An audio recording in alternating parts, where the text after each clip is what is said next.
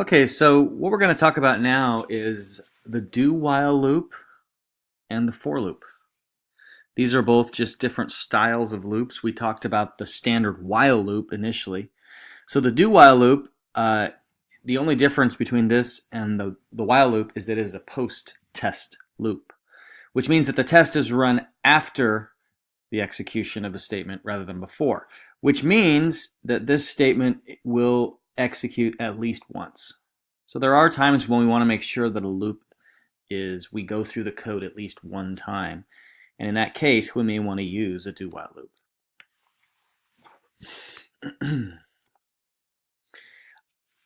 Next, we have the for loop. This is very common.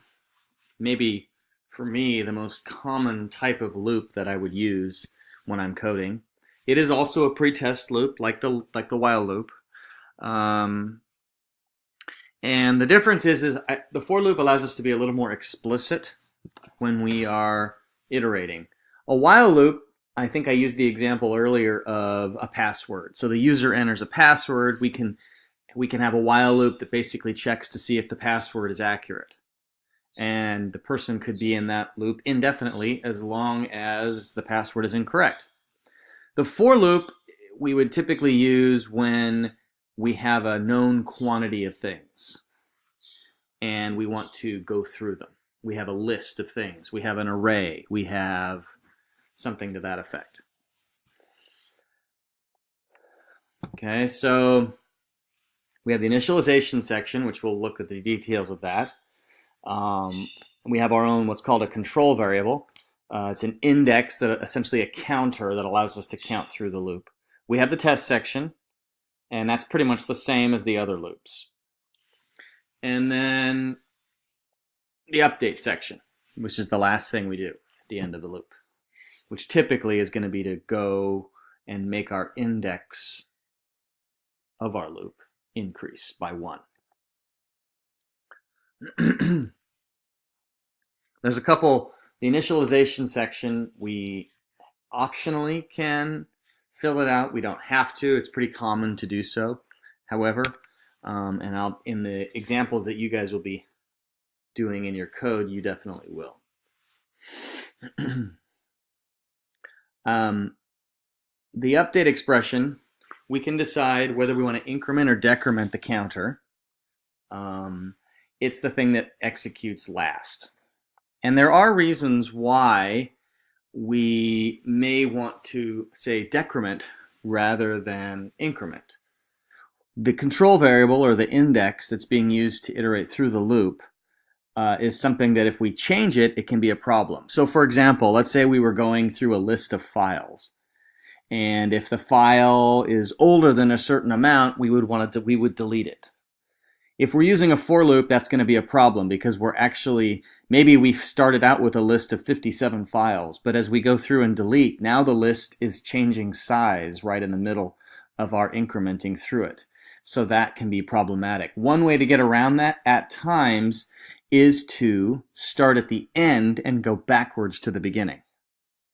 So there's reasons why sometimes logically it's just better to start at the end of the loop and decrement down to the beginning.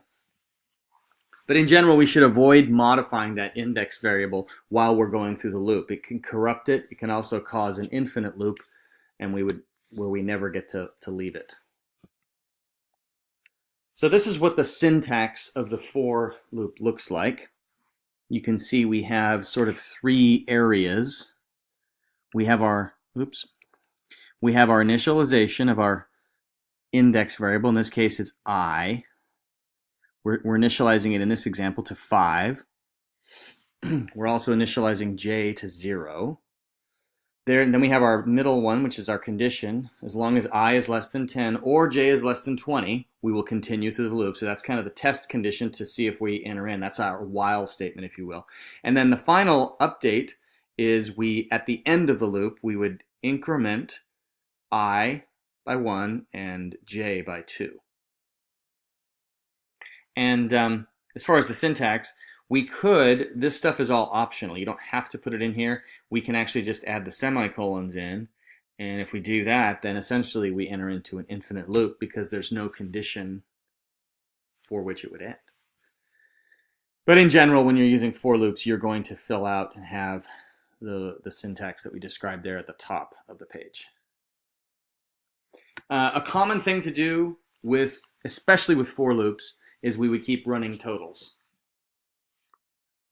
So for example, an example I was thinking of was, say, Shasta College. We have a bunch of classes. In each of those classes, we have students. So let's say we have a program that's inputting student grades or something like that.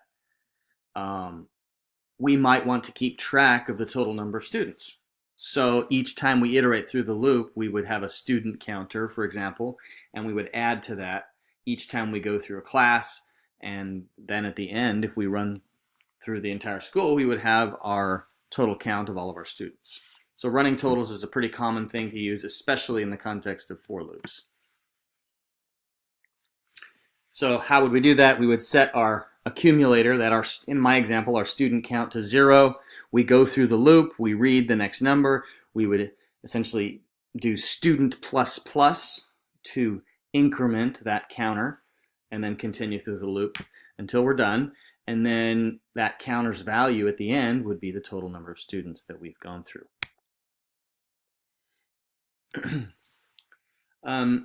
Something we'll talk about a little more when we get to the next section of files is sentinel values. Sometimes we don't know when a list is ending.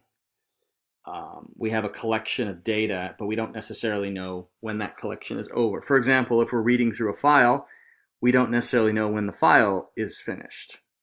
So in that case, oftentimes files will have an end of file symbol or marker or number to let us know that we're done. Or similarly, if we're doing it ourselves, we could just add, if we're looking for numbers, we might add a user input like -1 or 9999999 or something like that. You'll see those types of things where an unusual number is used to indicate the end of the list. Nested loops, this can be confusing, but it's something that's also pretty common. Again, I think of the example of students in Shasta College. So if we're going through our student list and we are getting data, let's say we have collections of data for each classroom. So each classroom would be a loop. And then within each classroom, we would have the students. So for the entire school, we might have a list of classrooms. And then, so our I loop, in this example, the outer loop might be to iterate through classrooms. We have, say, 30 classrooms.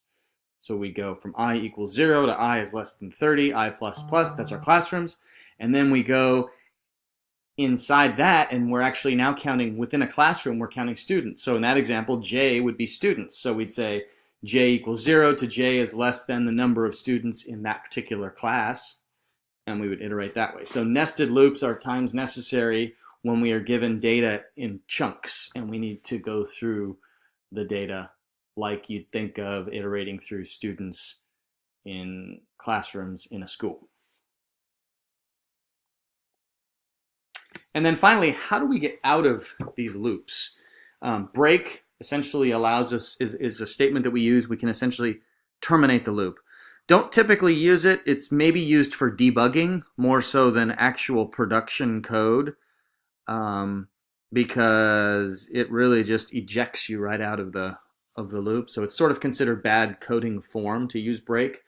But there's times when maybe we want to print a value or stop the code from executing in a debug scenario, and so break can be useful in that context. Continue is another one.